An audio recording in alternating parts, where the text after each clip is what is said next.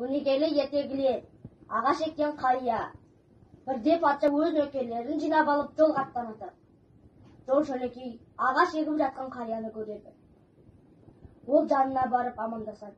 Ассалаумағалейкум. Уағалейкум ассалам балам. Мен сіздің осыншама жасқа келіп, ағаш егіп жатқаныңызға таң қалдым. Сіз осы ағаштың жемісін жей аласыз ба дейді. Мен осы ағаштың жемісін жеуім міндетті емес. Мен осы ағашты өз ұрпақтарыма қалдырамын. Бізде ата-бабамыздың жемісін жеп жүрміз ғой, дейді. Бұл сөзіне таң қалған патша нөкерлеріне, осы қарияға ат басындай алтын беріңдер, дейді.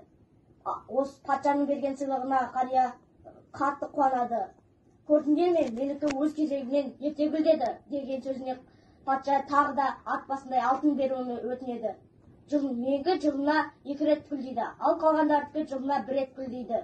Біз өстіп тұра берсек, барлық алтыннан айырылатын түріміз бар, деп нөкерлеріне осы кісіге ат басындай алтын бердіңдерді, өз жолымыздан қалмайық деп патша өз жолына қарай кете береді.